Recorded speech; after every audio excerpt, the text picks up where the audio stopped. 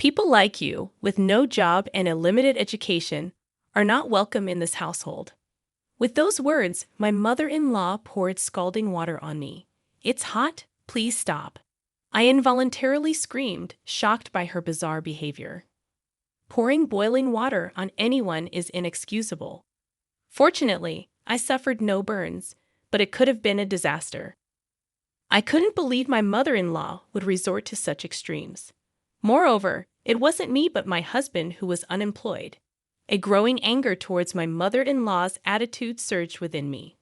Enough is enough. If she's gone this far, I'll do as she wishes. Understood.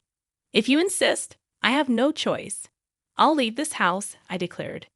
Finally, you're leaving. That makes things easier for me. My mother-in-law expressed joy, far from being remorseful. I no longer wanted to stay in such a hostile environment. I promptly packed my things and returned to my parents' home. My mother-in-law didn't know that my husband, Raffle, was unemployed or that I had been supporting the household finances. In fact, since quitting my job, I had started trading stocks and was earning about $30,000 a month. Even if I was driven out of her house, I could still live on my own without any issues. I wouldn't have any qualms being on my own. Even if she came to me in tears, struggling with living expenses, I would never lend a hand. She should regret kicking me out like this. I had married Raphael about 2 years ago. We were from the same university and had been dating since then.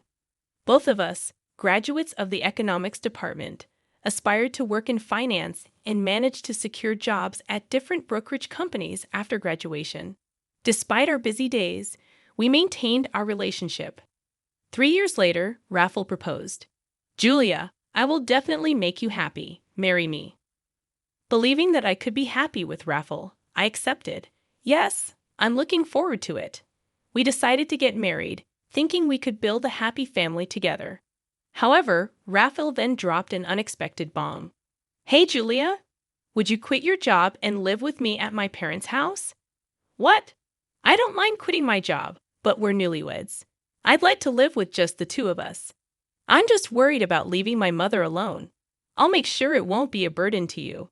Raphael's father had passed away when he was in middle school, and since then he had lived with his mother. Being an only child, Raphael was concerned about her. Understanding his feelings, I agreed.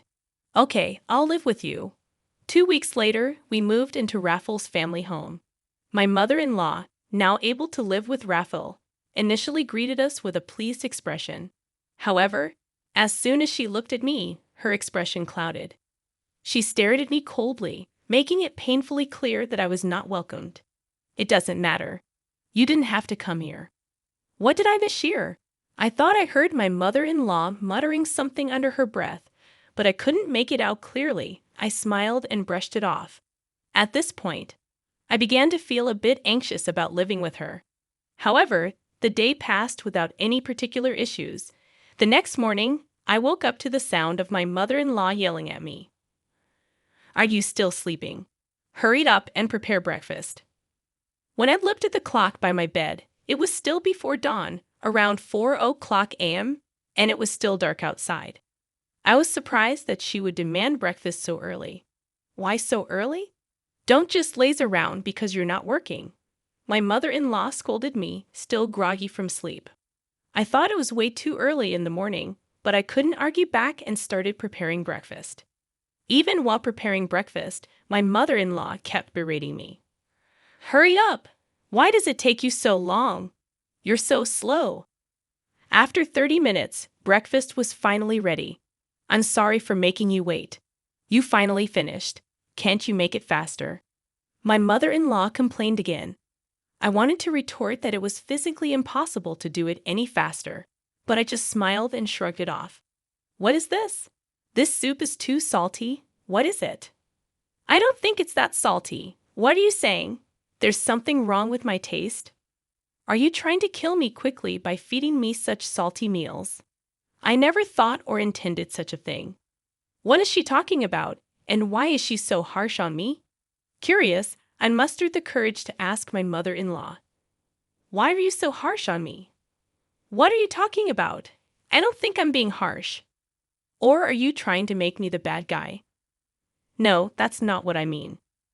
I was overwhelmed by my mother-in-law's pressure and couldn't talk back. Finish eating. Start cleaning. After that, there's laundry to do, so there's no time to rest.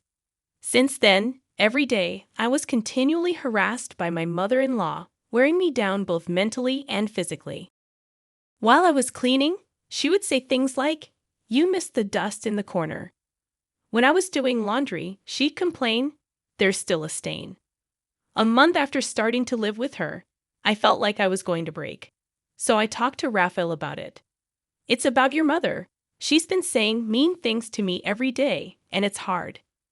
Could you please tell her not to say such things?" But Raphael showed no reaction. I was momentarily irritated by Raphael's lack of response. But then I noticed something strange about him. He was pale, as if he had something important to say. "What's wrong? Did something happen?" When I asked, Raphael hesitantly began to speak. "Actually, I've been fired from the company." "What is this, some kind of joke?" I was speechless, unable to comprehend. There was a downsizing at the company, and I got laid off, according to Raphael. Due to recent economic downturns, the company's profits had plummeted, leading to unavoidable large-scale layoffs. "So you'll be unemployed from tomorrow." "Well, I can work for one more month after receiving the notice of dismissal. But after that..." Fortunately, I had been using my knowledge from my time at the securities company to trade stocks. Although I struggled at first, I was now earning about $30,000 a month, so we weren't struggling financially. I was comforting Raphael and had forgotten about all the harassment from my mother-in-law.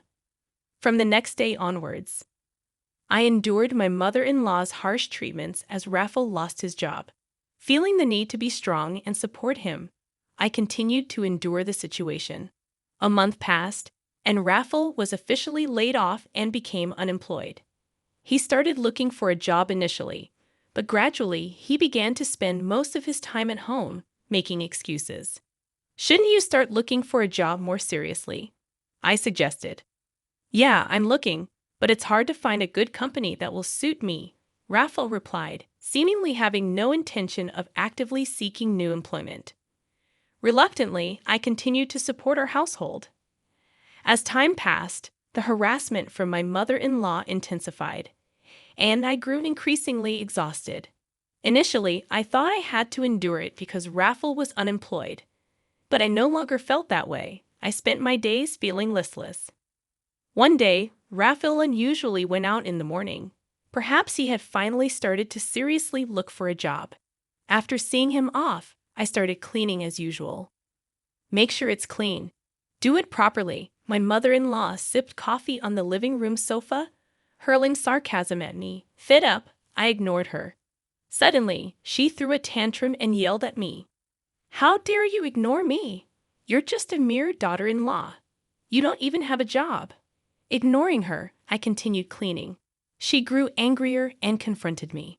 "Still ignoring me? Unemployed and uneducated people like you should leave this house." She yelled and then poured boiling water on me, the hot water she had prepared for her coffee. "It's hot, please stop." I screamed involuntarily at her sudden action. Thankfully, the water wasn't super boiling hot, so I didn't suffer any burns, but it could have been a disaster. Finally reacting, she said, "This is what I've been saying. If you're not working, leave this house." She smirked as she spoke. Fed up with her behavior, I had no choice but to agree to her demand. "All right, I'll leave." "Good. That makes things easier. Leave quickly." I quickly packed my things and decided to leave that day. I no longer wanted to spend another second in that house. I left, heading straight to my parents' home. Upon arrival, my parents were surprised by the sudden visit, but welcomed me warmly. I waited for a call from Raphael, but there was neither a phone call nor a message.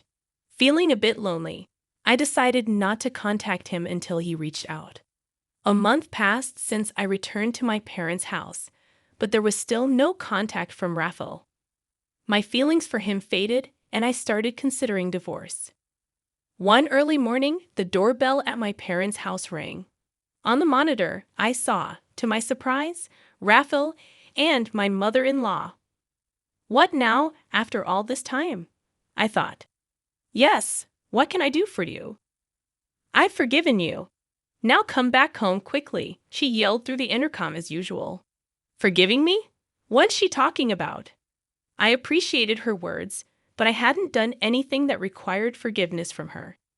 After telling her that, I ended the intercom call, boiling with anger at my mother-in-law's attitude. However, they were persistent, banging on the front door violently. Don't just hang up on me. Come on, let's go back, my mother-in-law yelled. Considering the noise they were making could become a hassle to the neighborhood, I reluctantly opened the door, inviting my mother-in-law and Raphael inside after seating them on the sofa in the living room. I inquired about their unexpected visit, wondering why they were both there all of a sudden. It was my mother-in-law who had insisted that I leave, and now she was telling me to come back. The situation was perplexing, and I couldn't make any sense of it. You're the one who told me to leave. There's no way I can go back now, I asserted. My mother-in-law responded with frustration, accusing me of childish behavior and claiming to have forgiven me. She insisted that I return and stay in her house, even stating that she'd let me, an unemployed and uneducated person, stay there. But I'm not the unemployed one, it's Raphael. And if I go back, they'll take advantage of me every day. I might not be working, but what about your son, huh? I retorted. Raphael seemed surprised at this revelation. My mother-in-law appeared confused, indicating that Raphael hadn't informed her about his layoff. Pressed further, Raphael finally admitted to being laid off from the company. Apologies and explanations ensued, with Raphael justifying his actions by relying on my income for financial stability. My mother-in-law, shocked at the news, openly expressed anger toward Raphael for not finding a job yet. Why did you keep quiet about this? What are we going to do now? She scolded him. Raphael assured her that my income would suffice for the time being, causing my mother-in-law to label him as worthless for not actively seeking employment. Fed up with Raphael's excuses, I couldn't believe that I had ever thought of supporting him. When my mother-in-law suggested I come back, I vehemently rejected the idea, considering all the mistreatment I had endured. Their unexpected visit had turned into a heated argument, revealing the truth about my mother-in-law pouring boiling water on me. Raphael was shocked to learn about this incident and confronted his mother. Why did you do that? He asked her. She admitted to the act, attributing it to my ignoring her. The revelation sparked a heated exchange between Raphael and his mother, prompting me to intervene and urge them to take their arguments home. Realizing the impact of their loud arguments on someone else's house, my words prompted a change in their attitudes. Previously assertive and bold, they now pleaded with me to come back, promising that they wouldn't cause any harm again. Despite their pleas, I saw through their intentions. Raphael's promise to find a job seemed insincere, and my mother-in-law's assurance not to cause trouble appeared dubious. I voiced my skepticism, stating that their words were pointless and that they would only take advantage of me. Their silence confirmed my suspicions, and I left them in the living room, heading to my room, leaving them to contemplate their actions. When I returned to the living room 5 minutes later, they were still sitting in silence with their heads down. Frustrated by the prolonged silence, I questioned, "How long do you plan to stay quiet? It doesn't matter to me anymore." Instead of a response, Raphael signed something. I had handed him a pre-filled divorce form with my name on it. Surprised by the document, Raphael looked utterly confused. I bluntly explained, "Can't you see it's a divorce form? I'm done with someone who won't find a job and didn't even contact me after I went back to my parents' house." "Do wait, please. This is too sudden," Raphael protested. I found his stubbornness irritating, as he seemed oblivious to the fact that his actions were the root cause of our problems. Unmoved, I affirmed, "I've made up my mind. My decision to divorce you won't change, no matter what you say." Raphael, still in disbelief, questioned if divorce was too harsh. Coldly, I responded, "I don't think so. It's your fault."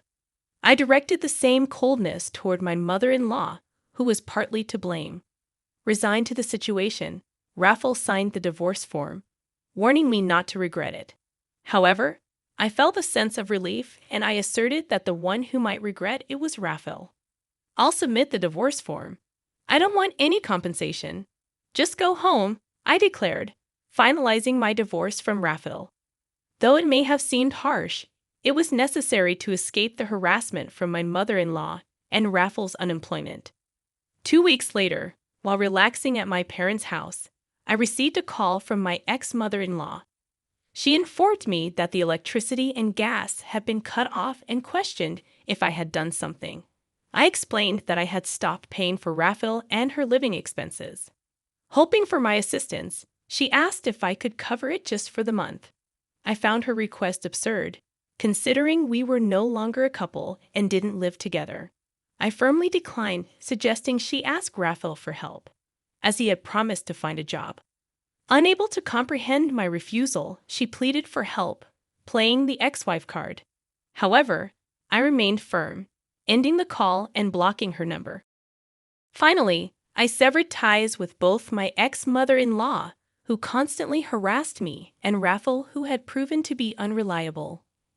Life at my parents' house became peaceful, and I focused on rebuilding my life. Months later, while checking stock charts on a holiday, I received a message from Raphael. He apologized for everything, acknowledging his reliance on me and the recent job at a factory. Despite the apology, I had no intention of getting involved with them again. Raphael mentioned his mother's continued harshness and expressed a desire for me to come back. Reading the message, I believed reconciliation was unlikely. I blocked Raphael's number. 6 months after the divorce, I started dating a man introduced by a friend. He was reliable, treated me well, and despite the age difference, we connected. While marriage was not on the immediate horizon, I cherished the happy times we spent together, focusing on the present and leaving the past behind.